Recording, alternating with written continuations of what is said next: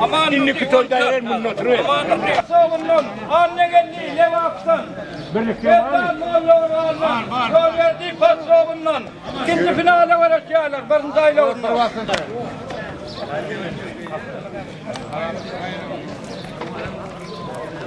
Yanın merdani. Gördüğünüz sınırsız merdani ya. Merdane koşmak koyuyor. Pasovni amash, demirda uning amati. Aşağı. İsteyen müslüçüler bir akşam koşmak koy. Ko'ryapman doim. 9 anam geldi, 9 anam. Yo, boshqa yerdan birinchi ketadi. Çoğalayım Nima?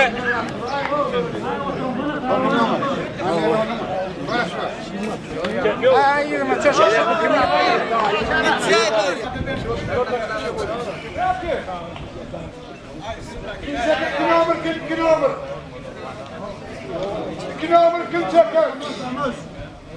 Ama sen de. Men dang'ishib turgan ko'rachaman.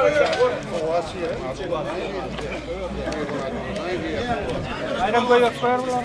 Yaşa, aman. Cimrat. Geldi. Peşimle bayram. Yasim otaydı da. Yeşim. 20 rahat be. Bu da benim üstüme barınma. Gelseydi seni. Var ya teyzem var. Bana merdane koyay. Koşmak koy. Merdane koşmak koy. Murat Pır.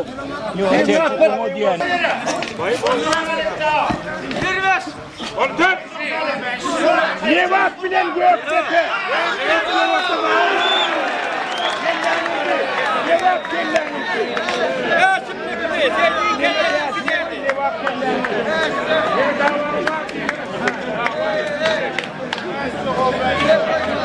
Gel nereden namaz kılsa bir demsek.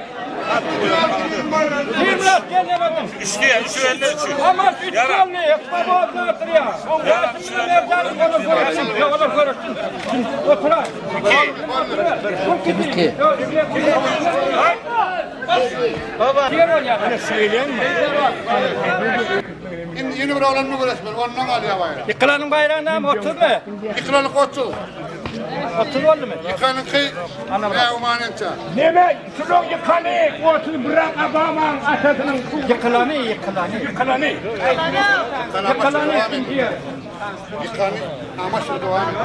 Yo yıkanı. Nerede? Böyle şu ver. Sağ duruyor değil mi? Siyah. Sonra şimdi Rabbim ediyenler. Daha innen gitmedin finale. Ne de ayrı görüşme. Gidecek oluyor mu? Şu devam ediyor. Nereden? Yıkılan üçüncü yer bile. Tam arasında. Yine bırak adamın atası şey. Tanıman var. Ben şekil biliyor musun diyeceğin mi? Pelvan, kasabında namaz pelvan. Sulam yıkanı, koçalya birinci yer bilen tamamlıyor.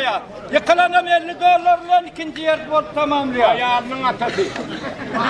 Ayağı simeğin ayakta.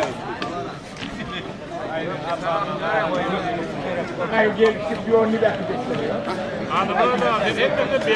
Bak belet olmuyor hatal çıkıyor. Kolluktan ağam anasın. Ya bir var. Yok.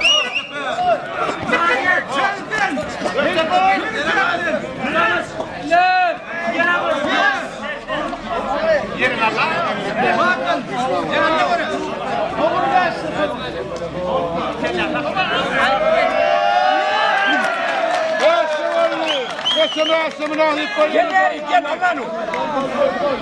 Gel hava. Bayrağına kalsın öyle laf. Gel basın. Bayrağına kalsın. Allah'ın gel hani. Bayrağı getir bari. Hani Allah'ın o öyle ne verdin?